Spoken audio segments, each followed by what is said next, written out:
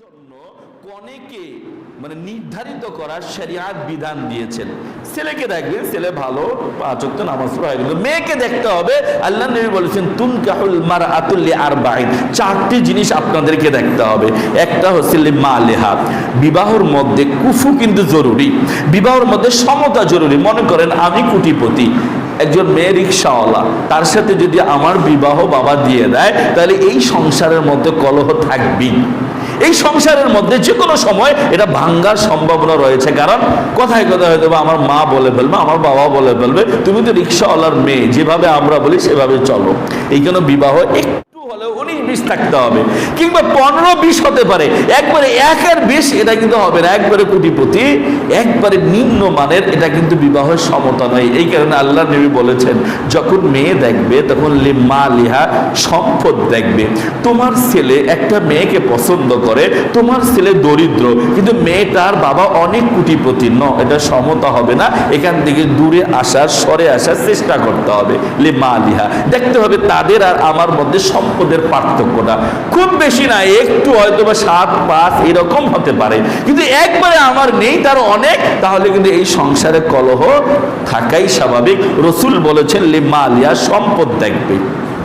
বলে হাসাবিহা, দ্বিতীয় হচ্ছে তার তুমি বংশ দেখতে হবে। মনে করেন দেখা যাচ্ছে তার বাবা, আপনার মেয়ের বাবা ভালো, তার বাবা জুয়া খেলে কিংবা মদ্যপানে অভ্যস্ত, তখন ওখানে আপনি যাবেন না। পরে কিন্তু বলা যাবে না যে আমার এটা ভুল হয়ে গেছে। কেন ভুল হবে? এটা শরিয়াত তো বলে দিয়েছে, এটা কি তুমি দেখছো যে না আমি দেখিনি? তাহলে এই ভুল, এটা সাফার তোমাকেই করতে হবে।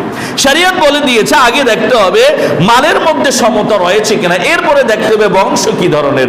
একটু 19-20 অসুবিধা নেই, 18-20 সমস্যা নেই, 15-20 সমস্যা নেই, একবারে 5 আর 20 এটা কিন্তু সমস্যা। শরিয়াত বলেছেন ওলি হাসাবিয়া, বংশ দেখবে। তাহলে যদি বংশ তোমার আর বংশের সাথে একটু কম বেশি হয় তাও চলবে, তাহলে সংসারটা টিকবে ইনশাআল্লাহ।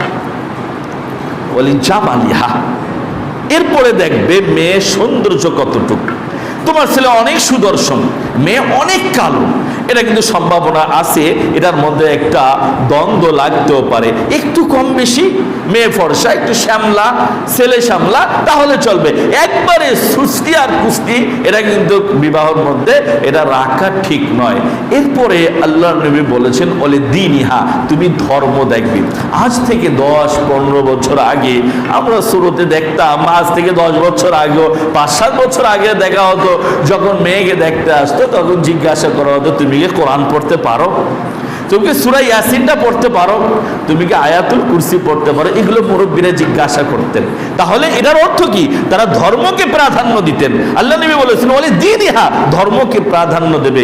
ফাসফার বিযাতিদ দ্বীন তারিবাত ইয়াদাক, তোমার হাত বুলায় দূষিত হয়ে যাক, তুমি সব সময় বিবাহের মধ্যে তুমি ধর্মটাকে প্রাধান্য দিবে। মালে কম বেশি রয়েছে, এরকম ফ্যামিলিতেও কম বেশি রয়েছে, দেখা যাচ্ছে অন্যদিকেও কম বেশি, কিন্তু ধর্মটা মেয়ের মধ্যে রয়েছে।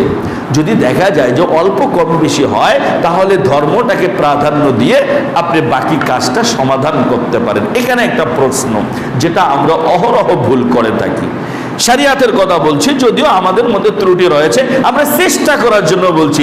আজকালে তো মানে সমস্যাগুলো সমাধান হবে না, অনেক আগের সমস্যা। আস্তে আস্তে চেষ্টা করি, তাও তো আল্লাহ দেখবেন। যেমন দেখুন, যদি আমি আমার মেয়েকে, ছেলেকে বিবাহ দেই, তাহলে এই মেয়েকে দেখতে যাবে কে? আমার বাবা যায়,